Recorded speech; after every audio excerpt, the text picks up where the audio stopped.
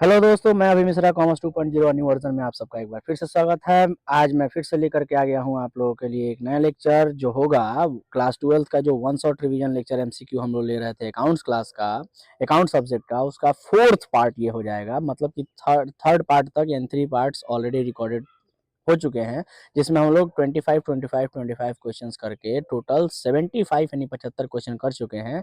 और आज हम सभी करने वाले हैं अपना क्वेश्चन नंबर 75 के आगे से, मतलब 76 से लेकर के 100 तक के जो क्वेश्चन होंगे उसको करने वाले हैं।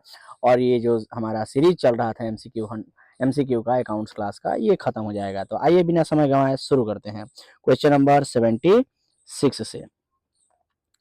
तो देखिए क्वेश्चन नंबर 76 कहता है प्राप्ति और भुगतान खाता है, receipt and payment account is a. क्या है बताइए? व्यक्तिगत खाता है, वास्तविक खाता है, नामात्र खाता है, या इनमें से कोई नहीं। रिसिप्ट एंड पेमेंट अकाउंट कौन अकाउंट है? Personal account, real account, nominal account, या इनमें से कोई नहीं, नन ऑफ दिस। देखिए साथ साथ आंसर बताते चलना है, ताकि आंसर बताते चलिएगा तो बेहतर रहेगा। आपका भी रिवीजन होता रहेगा, रिकॉल कर पाएंगे अपने माइंड को, ताकि एग्जामिनेशन में आंसर करने में आसानी होगी। तो चलिए जल्दी से बता दीजिए, रिसिप्ट एंड पेमेंट अकाउंट कौन अकाउंट है? तो receipt and payment account cash के रिसिप्ट, कैश या बैंक के रिसिप्ट्स और पेमेंट्स को रिकॉर्ड करता है, और कैश और बैंक एसेट होता है, इसलिए हम कह सकते हैं कि वो एक रियल अकाउंट है। क्लियर है बात? तो 76 का आंसर हो जाएगा option number B is the correct answer. Clear है बात? अब आते हैं क्वेश्चन नंबर 77 पे। क्वेश्चन नंबर 77 देखेंगे, लिखा हुआ है कि आय व्यय खाता बनाया जाता है, income and expenditure account is prepared, व्यवसायिक संस्थान द्वारा यानी बाई बिजनेस ऑर्गेनाइजेशन, या औद्योगिक संस्थान द्वारा बाई इंडस्ट्रियल ऑर्गेनाइजेशन, या लाभ न कमाने वाली संस्था द्वारा by not for profit organization, या सभी संस्थानों द्वारा बाई ऑल ऑर्गेनाइजेशन। तो आप आसानी से बता सकते हैं इनकम एंड एक्सपेंडिचर अकाउंट आप सभी ने एनपीओ में पढ़ा होगा। एंड जहां बात आती है एनपीओ की, तो हम बोल सकते हैं कि not for profit organization. NPO का मतलब फुल फॉर्म होता है नॉट फॉर प्रॉफिट ऑर्गेनाइजेशन। तो इनकम एंड एक्सपेंडिचर अकाउंट जो है वो बिजनेस ऑर्गेनाइजेशन या इंडस्ट्रियल ऑर्गेनाइजेशन या अदर किसी ऑर्गेनाइजेशन के द्वारा नहीं बनाया जाता है, बल्कि नॉट फॉर प्रॉफिट ऑर्गेनाइजेशन के द्वारा बनाया जाता है। मतलब option number C is the correct answer.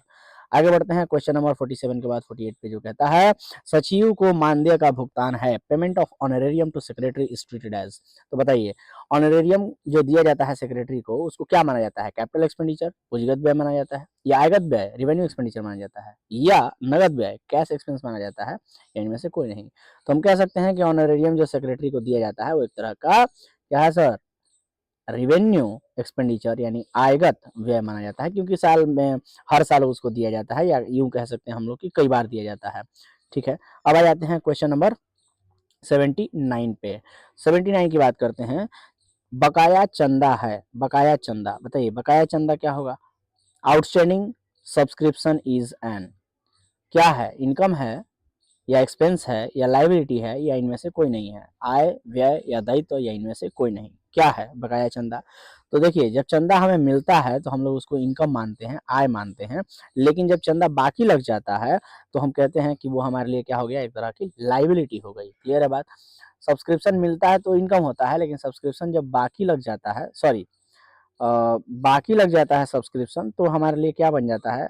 Subscription तो इनकम होता है ना जी। तो अगर इनकम होता है और इनकम बाकी लग जाता है, आउटस्टैंडिंग इनकम तब तो एसेट बन जाता है वो, और जिसको अक्रूड इनकम भी हम लोग बोलते हैं, तो एसेट की तरह होता है। कोई भी एक्सपेंस जब बाकी लगता है तो वो लाइबिलिटी बनता है, बट इनकम अगर बाकी लगता है तो एसेट बनता है। और हम देख पा रहे हैं कि इनमें से चारों ऑप्शन में से कोई भी ऑप्शन एसेट का नहीं दिया है, इसलिए आंसर हो जाएगा इनमें से कोई नहीं। अच्छा क्वेश्चन था ये। अगला क्वेश्चन पे आ जाते हैं, क्वेश्चन नंबर 79 के बाद 80 पर आ जाते हैं। क्वेश्चन नंबर 80 क्या कहता है, जरा गौर से देखेंगे सभी लोग। चलिए देखिए, वैसे तो सब्सक्रिप्शन जो है इनकम माना जाता है, तो बहुत सारे लोग इनकम कह सकते हैं, लेकिन जरा गौर से देखेंगे तो यहाँ आउटस्टैंडिंग लिखा हुआ था 79 नंबर क्वेश्चन में। तो आउटस्टैंडिंग अगर कोई भी इनकम होता है तो फिर वो एसेट बन जाता है, और ऐसे कंडीशन में हम लोग एसेट्स को जो है वो इनकम नहीं बोल सकते हैं। यहाँ पर हम क्या बोलना होगा? उसको एसेट्स बोलना होगा, और एसेट जो है वो ऑप्शन में दिया नहीं है। हालांकि आंसर में कई जगह किताबों में देखिएगा तो यहाँ पर आउटस्टैंडिंग सब्सक्रिप्शन को कई बार इनकम लिख देता है, बट हमें ध्यान रखना है वो एसेट है। एसेट की तरह उसको मानना है, और उसको एसेट अगर ऑप्शन में नहीं दिया है तो नन ऑफ दी आंसर हो जाएगा। आगे बढ़ते हैं क्वेश्चन नंबर 80 पर, जो कहता है गैर व्यापारिक संस्थाओं में देयताओं पर परिसंपत्तियों के अधिक्य को कहते हैं। The excess of assets over liabilities in non trading concern is treated as. क्या मानते हैं? अगर एसेट ज्यादा हो जाए लाइबिलिटी पर तो क्या मानते हैं? आप लोगों ने सुना होगा आप लोगों ने अकाउंटिंग इक्वेशन का एक कॉन्सेप्ट सुना होगा, asset is equal to liability plus capital.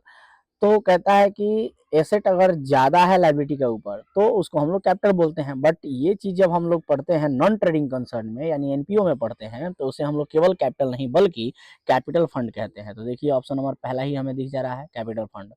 पूंजी निधि, ठीक है, पूंजी नहीं होगा, लाभ नहीं होगा, नॉन नेट प्रॉफिट भी नहीं होगा, क्या कहलाएगा वो, कैपिटल फंड कहलाएगा। अब आ जाते हैं क्वेश्चन नंबर 80 के बाद 81 पे, जो कहता है कि समता अंश पूंजी। अच्छा, यहाँ पर आप देखेंगे कि एक प्रैक्टिकल क्वेश्चन दिया हुआ है, प्रैक्टिकल क्वेश्चन दिया हुआ है तो आप इसे करने का कोशिश करेंगे। ये प्रैक्टिकल क्वेश्चन है, आप इसे करने का कोशिश करेंगे, ठीक है।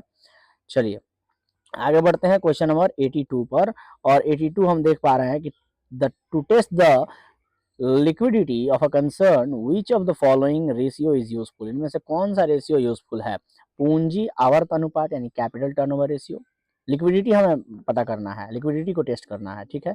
एक फर्म की तरलता ज्ञात करनी है, तो तरलता ज्ञात करने के लिए कौन सा अनुपात लाभदायक होगा, कौन सा अच्छा होगा, पूंजी आवर्त अनुपात यानी कैपिटल टर्नओवर रेशियो, या अम्ल परीक्षण अनुपात एसिड टेस्ट रेशियो, या स्टॉक आवर्त अनुपात स्टॉक टर्नओवर रेशियो, या शुद्ध लाभ अनुपात नेट प्रॉफिट रेशियो।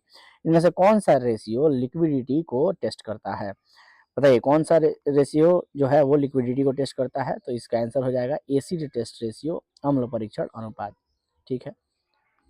आगे बढ़ते हैं क्वेश्चन नंबर 83 में, और लिखा है कि स्वामित्व अनुपात की गणना निम्न सूत्र द्वारा की जाती है। Proprietary ratio is calculated by the following formula.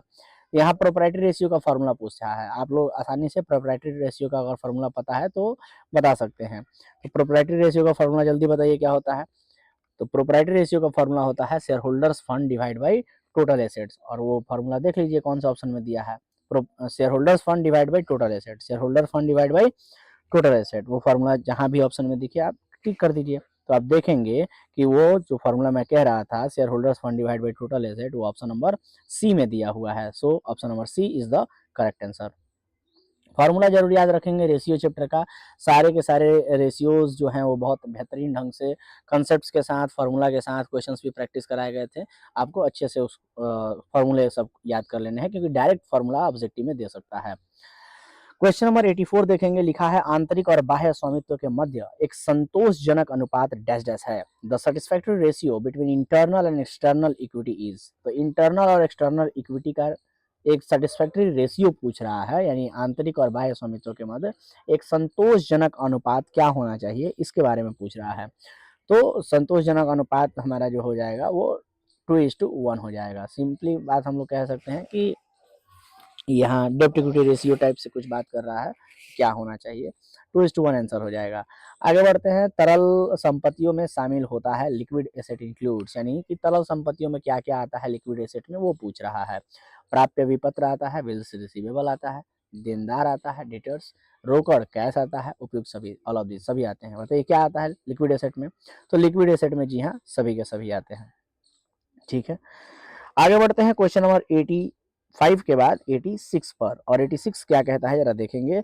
संचालन अनुपात है, operating ratio is, operating ratio क्या है, लाभदायकता अनुपात है, प्रॉफिटेबिलिटी रेशियो, या क्रियाशीलता अनुपात है, एक्टिविटी रेशियो है, या शोधन क्षमता अनुपात है, सॉल्वेंसी रेशियो है, या इनमें से कोई नहीं, नन ऑफ दिस है। क्या है ऑपरेटिंग रेशियो, तो आप ऑपरेटिंग रेशियो को देखेंगे। ऑपरेटिंग रेशियो जो हम लोग पढ़ते हैं वो प्रॉफिटेबिलिटी रेशियो के अंतर्गत पढ़ते हैं। याद कीजिए जब रेशियो चैप्टर आप लोगों को पढ़ाया गया था तो उसमें 4 तरह के मुख्य रेशियोज की बातें की गई थी, और उन चारों में फिर हम लोग एक एक करके ढेर सारा पढ़े थे। पहले वाले रेशियो में 2 तरह के रेशियो पढ़े थे, दूसरे वाले में 4 तरह के, तीसरे वाले में 6 तरह के, और चौथे वाले में 8 तरह के रेशियो हम लोगों ने पढ़ा था, ठीक है। तो जो ऑपरेटिंग रेशियो आता है वो प्रॉफिटेबिलिटी रेशियो में आता है। आप अच्छे से रेशियो का जो फॉर्मेट हमने समझाया था आप देखेंगे तो क्लियर हो जाएगा। अगला क्वेश्चन फिर से रेशियो से पूछा है, आदर्श चालू अनुपात है, the ideal current ratio is. बताइए करंट रेशियो आइडियल कब माना जाता है, तो आइडियल करंट रेशियो जो माना जाता है वो आपको 2:1 माना जाता है, तो 2:1 आंसर हो जाएगा आइडियल करंट रेशियो। अगला क्वेश्चन कहता है समविच्छेद बिंदु, उस बिंदु को कहते हैं जहां, बताइए break even point refers to that point where, break even point ये ऐसा टॉपिक है जो आपको हर सब्जेक्ट में, मतलब अकाउंट्स में, बिजनेस स्टडी में, इकोनॉमिक्स में, ईपीएस में कहीं भी पढ़ने को मिल जाता है। इसके बारे में लगभग लगभग सबको पता होता है कि ब्रेक इवन पॉइंट क्या कहते हैं, क्योंकि हर सब्जेक्ट में पढ़े होते हैं। जल्दी बता दीजिए क्या होता है ब्रेक इवन पॉइंट। नहीं जानते हैं तो जान लीजिए इस क्वेश्चन में। ब्रेक इवन पॉइंट क्या होता है, सबसे पहले ऑप्शन जान लेते हैं। कुल लागत कुल बिक्री से अधिक हो, ऑप्शन नंबर ए कहता है। Total cost are more than total sales, option B कहता है। कुल लागत कुल बिक्री से कम हो, total cost are less than total sales, option C कहता है कुल लागत कुल बिक्री से आधी हो, total cost are half of the total sales, और ऑप्शन नंबर डी कहता है कुल लागत कुल बिक्री के बराबर हो, total cost are equal to total sales. क्या होना चाहिए आंसर? जी हाँ, तो ब्रेक इवन पॉइंट का मतलब ये होता है कि कुल लागत जो है वो कुल बिक्री के बराबर होना चाहिए, total cost are equal to total sales. Option number D is the correct answer. ठीक है, चलिए 89 पे आ जाते हैं, जो कहता है समान आकार के विवरण प्रायः तैयार किए जाते हैं। Common size financial statement are mostly prepared. Common size बताइए फाइनेंशियल स्टेटमेंट कैसे तैयार किया जाता है, किस रूप में तैयार किया जाता है, ये पूछ रहा है। अनुपात के रूप में, या प्रतिशत के रूप में, या ए तथा बी दोनों के रूप में, या इनमें से कोई नहीं, बताना है। कॉमन साइज फाइनेंशियल स्टेटमेंट के बारे में पढ़े थे, तो बताइए कॉमन साइज जब स्टेटमेंट हम लोग बनाते थे तो क्या अनुपात में लिखते थे, या प्रतिशत में लिखते थे, या दोनों में लिखते थे, किस में लिखते थे, किस में लिखते थे, जल्दी बताइए। तो आपको याद होगा हम लोग परसेंटेज में लिखते थे, याद कीजिए। परसेंटेज, कॉमन साइज स्टेटमेंट जब बनाते थे तो हम लोग परसेंटेज निकालते थे, एक आइटम से दूसरे आइटम का रिलेशन परसेंटेज में पता करते थे, ठीक है। तो इसलिए प्रतिशत में आंसर हो जाएगा, परसेंटेज में। अब आगे आ जाते हैं 89 के बाद क्वेश्चन नंबर 90 पर, और देखिए 90 नंबर क्या कह रहा है। लिखा है एक कंपनी की मूर्त संपत्ति, अच्छा आप देखेंगे छोटा सा प्रैक्टिकल क्वेश्चन पूछा है जिसमें कितना परसेंट चेंज हुआ है ये निकालना है। तो प्रैक्टिकल क्वेश्चन है, आप इसको बनाने का कोशिश करेंगे, प्रैक्टिकल क्वेश्चन है, ठीक है। आगे कहता है कि रोकड़ प्रवाह विवरण का बनाना है। Preparation of cash flow statement is, क्या है, रोकड़ प्रवाह विवरण क्या अनिवार्य है बनाना, मैंडेटरी है, या परामर्शात्मक यानी रिकमेंडेटरी है, या कंपनी अधिनियम के अंतर्गत वांछित है, required under the companies act है, या इनमें से कोई नहीं, नन ऑफ दिस है। बताइए क्या होगा। कैश फ्लो स्टेटमेंट बनाना क्या है, इन चारों ऑप्शन में से बताइए कैश फ्लो स्टेटमेंट बनाना क्या है। तो इसका आंसर हो जाएगा कि भाई कैश फ्लो बनाना तो मैंडेटरी है, क्योंकि जब आप फाइनेंशियल स्टेटमेंट को पढ़ते हैं तो कंस्टिट्यूएंट ऑफ फाइनेंशियल स्टेटमेंट में कैश फ्लो स्टेटमेंट भी आता है, मतलब कि कैश फ्लो स्टेटमेंट जो है वो फाइनेंशियल स्टेटमेंट का भी पार्ट माना जाता है, और फाइनेंशियल स्टेटमेंट तो बनाना सबके लिए अनिवार्य है, तो इसलिए कैश फ्लो स्टेटमेंट भी बनाना अनिवार्य है। आया बात समझ में। 91 के बाद 92 पर आ जाइए। कहता है संचालन क्रियाओं से लाभ की गणना करते समय शुद्ध लाभ में किसे पुनः जोड़ा जाएगा, while calculating profit from operating activities which will be added back to net profit। बताइए, अच्छे अच्छे क्वेश्चंस हैं, अगर टफ लेवल का पेपर बनाया गया तो इस तरह के क्वेश्चंस आ सकते हैं, इसलिए ध्यान से। तो कहता है कि जब ऑपरेटिंग एक्टिविटी, जब प्रॉफिट कैलकुलेट करना होता है ऑपरेटिंग एक्टिविटी से, तो इसमें क्या ऐड किया जाएगा, ऐड बैक किया जाएगा नेट प्रॉफिट में, क्या ऐड बैक किया जाएगा, ख्याति अपलिखित को यानी गुडविल रिटर्न ऑफ को, या ह्रास को डेप्रिसिएशन को, या स्थायी संपत्तियों की बिक्री पर हानि को, या उपयुक्त सभी को, किसको ऐड ऑन किया जाएगा। तो देखिए आपको बता दें, अगर टॉपिक ध्यान में नहीं है तो ध्यान से सुन लीजिए। ये जब हम लोग कैश फ्लो स्टेटमेंट पढ़ते हैं तो उसमें दो मेथड्स होते हैं, एक डायरेक्ट मेथड, एक इनडायरेक्ट मेथड। तो इनडायरेक्ट मेथड में हम लोग जब पढ़ते हैं तो उसमें नेट प्रॉफिट में सबसे पहले चीज़ों को कुछ ऐड किया जाता है ऑपरेटिंग एक्टिविटी तक पहुंचने के लिए। तो जो आइटम्स ऐड करने वाले होते हैं वो नॉन कैश नेचर के एक्सपेंसेज होते हैं, उनको ऐड किया जाता है, और नॉन कैश नेचर के जो इनकम्स होते हैं उनको लेस किया जाता है, ठीक है। अपोजिट अपोजिट चला जाता है, उल्टा। और आप देखेंगे ऑप्शन नंबर ए, बी और सी तीनों जो दिया है वो एक तरह का नॉन कैश नेचर का एक्सपेंसेज या लॉसेज है, इसलिए तीनों को ही हम लोग ऐड करेंगे, एंड दैट्स वाई यहाँ पर आंसर जो होगा वो ऑप्शन नंबर डी हो जाएगा, ठीक है। चलिए क्वेश्चन नंबर 93 पर आ जाते हैं। लिखा है वित्तीय उपक्रम द्वारा प्राप्त लाभांश को रोकड़ प्रवाह विवरण में किस क्रिया के अंतर्गत दर्शाया जाता है। Dividend received by financial enterprises is shown in cash flow statement under which activities। संचालन क्रिया यानी ऑपरेटिंग एक्टिविटीज, निवेश क्रिया यानी इन्वेस्टिंग एक्टिविटीज, वित्तीय क्रिया यानी फाइनेंशियल एक्टिविटीज, या इनमें से कोई नहीं, नन ऑफ दिस। तो बताइए जल्दी से, डिविडेंड रिसीव हुआ है किसी फाइनेंशियल इंटरप्राइज के द्वारा, ध्यान रहे फाइनेंशियल इंटरप्राइज की बात कर रहा है, यानी कैसी संस्था है ये आपकी वित्तीय उपक्रम है, ये आपका फाइनेंशियल बिजनेस ये जो फाइनेंशियल नेचर का है। तो और उनके द्वारा अगर डिविडेंड रिसीव हो रहा है तो ये क्या माना जाएगा, तो इनके लिए ये माना जाएगा ऑपरेटिंग एक्टिविटी। सामान्यतः आपको बता दें कि सामान्यतः इन जनरल डिविडेंड जो रिसीव होता है वो इन्वेस्टिंग एक्टिविटीज के कैटेगरी में आता है, डिविडेंड रिसीव करना। बट अगर वो फाइनेंशियल इंटरप्राइज है, मतलब बिजनेस है जो फाइनेंशियल इंटरप्राइज है, जैसे कि बैंकिंग हो गया, जैसे कि कोई जैसे होता है ना कि कोई फाइनेंशियल नेचर के ऑर्गेनाइजेशन हो गया जिनका काम ही होता है पैसे रुपए में हिसाब किताब रखना, जैसे तो उन तरह के संस्थाओं के लिए, वैसे संस्थाओं के लिए जैसे बैंक के लिए या एनबीएफसी के लिए या इस तरह के जो नॉन बैंकिंग फाइनेंशियल कंपनी, इन सब तरह के जो होते हैं फाइनेंशियल कंपनियां जो होती हैं, उन फाइनेंशियल कंपनियों के लिए डिविडेंड रिसीव करना जो है वो ऑपरेटिंग एक्टिविटीज कहलाता है। आगे बढ़ते हैं, क्वेश्चन नंबर 94 पे आते हैं। लिखा है कि वर्ष के दौरान लाभ 20,000 है। अच्छा, आप देखेंगे कि ये एक तरह का न्यूमेरिकल दिया है छोटा सा, जिसमें हम लोग पूछा है कि ऑपरेटिंग एक्टिविटी में बताइए कि what is the amount of cash from operating activity. आपको एडलेस करके आपको आंसर निकालना है। तो छोटा सा प्रैक्टिकल क्वेश्चन है, आप ट्राई करेंगे बन सकता है, ठीक है। आगे बढ़ जाते हैं, क्वेश्चन नंबर 95 देखते हैं। लिखा हुआ है कि संचालन से रोकड़ प्रवाह की गणना करते समय शुद्ध लाभ में किसे जोड़ा जाता है? While calculating cash flow from operating activities which is added net profit. बताइए, रहतिया में वृद्धि यानी इंक्रीज इन स्टॉक, रहतिया में कमी यानी डिक्रीज इन स्टॉक, देनदार में कमी यानी इंक्रीज इन डेटर, या लेनदार में कमी डिक्रीज इन क्रेडिटर। बताइए, जब हम लोग कैश फ्लो जब ऑपरेट कैलकुलेट करते हैं ऑपरेटिंग एक्टिविटी के द्वारा, तो नेट प्रॉफिट में क्या जोड़ा जाता है, ऐड क्या किया जाता है, नेट प्रॉफिट में क्या ऐड किया जाता है? तो मैंने बताया था उल्टा उल्टा चलते हैं, और उल्टा उल्टा चलते हैं इनडायरेक्ट मेथड से, ये सवाल है और कैश फ्लो स्टेटमेंट का। तो वहाँ उल्टा उल्टा चलते हैं, उल्टा उल्टा चलने का मतलब जो चीज़ों को इन जनरल सामान्यतः माइनस किया जाता है वो यहाँ पर क्या किया जाएगा, ऐड किया जाएगा। तो अब देख लीजिए कि कौन सा आइटम सामान्य तौर पे माइनस करने वाली है, वो यहाँ पर ऐड होगा और वही आंसर हो जाएगा हमारा। तो इंक्रीज इन स्टॉक, अगर स्टॉक बढ़ता है तो सामान्य तौर पर ये ऐड होता है, बट लेस किया जाएगा यहाँ पे। डिक्रीज इन स्टॉक, ये जो होता है सामान्य तौर पर लेस किया जाता है, बट यहाँ पे ऐड किया जाएगा, यस, और यही तो पूछा है। फिर यहाँ पर देख लीजिए, इंक्रीज इन डेटर सामान्य तौर पे ऐड किया जाता है, लेकिन इसको यहाँ पर लेस किया जाएगा। And decrease in creditor, creditor घट गया, तो क्रेडिटर घटा तो ये जो है ये सामान्य तौर पे लेस किया जाता है, बट यहाँ पर क्या किया जाता है, ऐड किया जाएगा। तो लेकिन देखिए यहाँ गड़बड़ हो गया, दो दो आइटम जो है वो ऐड करने वाला दे दिया है। ऑप्शन नंबर बी भी आंसर के रूप में हो सकता है, और ऑप्शन नंबर नहीं, नहीं ऐड करना है ना, तो डिक्रीज इन स्टॉक जो है ये तो सामान्य तौर पे लेस किया जाता है, बट यहाँ ऐड होगा।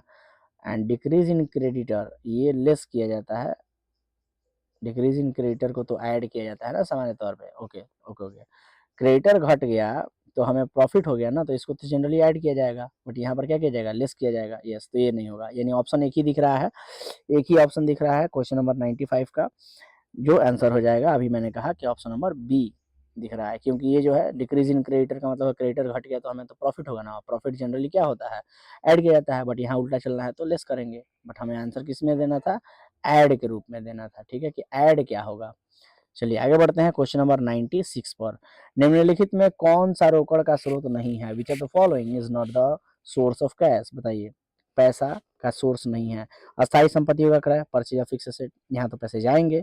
संचालन से कोष, फंड फ्रॉम ऑपरेशंस। दूसरा कहता है ऋण पत्रों का निर्गमन, इशू ऑफ डिवेंचर्स, या अस्थायी संपत्तियों में बिक्री, सेल ऑफ फिक्स एसेट्स। कौन सा नहीं है ये पूछा है, नहीं है, नॉट। इसका मतलब हुआ कि तीन ठो कोई ऑप्शन दिया होगा जो सोर्स है और एक ठो नहीं है। तो आप देखेंगे कि फंड फ्रॉम ऑपरेशन जो है ये सोर्स है कैश का। Issue of debenture, debenture issue कर दें तो यहाँ भी पैसे आएंगे, है कि नहीं। उसके बाद अगर फिक्स एसेट को बेच देंगे तो यहाँ भी पैसे आएंगे, यानी तीनों का तीनों ये जो है, आप देखेंगे कि ये तीनों का तीनों जो है ये सोर्स है। सिर्फ एक ही पहला ऑप्शन जो है, इसमें परचेज करेंगे फिक्स एसेट्स को तो ये हमारे पास पैसे आएंगे नहीं, ये तो पैसा जाएगा, तो ये सोर्स में नहीं आएगा, इसलिए option number A is the correct answer. बस खत्म होने वाला है, 97 पे आ जाइए। लिखा है रोकड़ समतुल्य में निम्न शामिल होता है, following are included in cash equivalent. बताइए, मैंने लिखवाया था रोकड़ समतुल्य यानी कि कैश एंड कैश इक्विवेलेंट में क्या क्या आता है। ट्रेजरी बिल आता है क्या, यस आता है। ट्रेड पेपर आते हैं क्या, यस आते हैं। Bank deposits of short term maturity period आता है क्या, यस आते हैं, यानी कि ऑल ऑफ दिस आंसर हो जाएगा। क्लियर है बात। क्वेश्चन नंबर 97 का D is the correct answer. आगे बढ़ते हैं 98 पे। कहता है शब्द चालू संपत्ति, जो ये शब्द है चालू संपत्ति में शामिल होता है, तो इसमें क्या क्या शामिल करते हैं। Term current asset includes, current asset में क्या क्या शामिल होते हैं। ऑप्शन दिया है दीर्घकालीन निवेश long term investment, option number B अल्पकालीन निवेश यानी short term investment, option number C furniture and option number D patents. बताइए शॉर्ट करंट एसेट में क्या क्या आते हैं? तो करंट है तो लॉन्ग टर्म वाला तो आएगा नहीं, ठीक है। फर्नीचर पेटेंट्स भी लॉन्ग टर्म के होते हैं, तो सिर्फ एक ही बच गया शॉर्ट टर्म इन्वेस्टमेंट, यानी option number B is the correct answer. 99 कहता है कि स्वामित्व कोष तथा डैश डैश के संबंध को दर्शाता है। Proprietary ratio indicates the relationship between proprietors fund and. बताइए फार्मूला अगर याद है तो आसानी से बता सकते हैं। प्रोप्राइटरी रेशियो किसके किसके बीच का रिलेशन को बताता है? प्रोप्राइटर के फंड का रिलेशन किसके साथ बताता है? रिजर्व के साथ, या शेयर कैपिटल के साथ, या टोटल एसेट के साथ, या डिवेंचर के साथ? किसके साथ बताता है? टोटल एसेट्स के साथ बताता है। Option number C is the correct answer. And अब ये रहा आपका लास्ट क्वेश्चन, क्वेश्चन नंबर 100, जो कहता है कि टोटल एसेट दिया है, टोटल लायबिलिटी दिया है, करंट लायबिलिटी दिया है और टोटल एसेट टू डेब्ट रेशियो दे दिया है। पूछ रहा है टोटल एसेट टू डेब्ट रेशियो क्या होगा। तीनों इन्फॉर्मेशन दिया है। छोटा सा प्रैक्टिकल क्वेश्चन है, आप आसानी से कोशिश करेंगे तो इस तरह के ढेर सारे सवाल हम लोगों ने रेशियो चैप्टर में, जी हाँ कौन से चैप्टर में? रेशियो चैप्टर में हम लोगों ने बनाया था। तो ये आसानी से सवाल आप बना सकते हैं। प्रैक्टिकल क्वेश्चन है, आप बनाने का प्रयास करेंगे, ठीक है। तो इसके साथ ही हमारा 100 क्वेश्चन का जो सीरीज चल रहा था इम्पोर्टेंट क्वेश्चंस का, ये खत्म होता है। तो लेक्चर्स देखते रहें, इसी प्रकार से अपने दोस्तों को भी शेयर करें और बताएं कि कॉमर्स 2.0 यूट्यूब चैनल पर बाकी सब्जेक्ट्स के भी, जैसे इकोनॉमिक्स, बीएसटी, ईपीएस के भी, अकाउंट्स के साथ साथ सभी सब्जेक्ट के बेहतरीन लेक्चर्स, ऑब्जेक्टिव्स पड़े हुए हैं। और भी बहुत सारे आपको लेक्चर्स दिख जाएंगे 12th क्लास के जो एग्जामिनेशन से संबंधित लेक्चर हैं वो। तो चलिए आज के लिए इतना ही। जस्ट अब अगले लेक्चर में हम प्रयास करेंगे कि और भी बहुत सारे इंपॉर्टेंट ऑब्जेक्टिव क्वेश्चन या सब्जेक्टिव क्वेश्चन का सीरीज लेकर के आया जाए, जो एग्जामिनेशन पॉइंट ऑफ व्यू से काफ़ी इंपॉर्टेंट होगा, जो आपके 12th के एग्जाम में हेल्प करेगा। तो चलिए आज के लिए इतना ही, मिलते हैं अगले लेक्चर में। तब तक के लिए टाटा बाय बाय, धन्यवाद।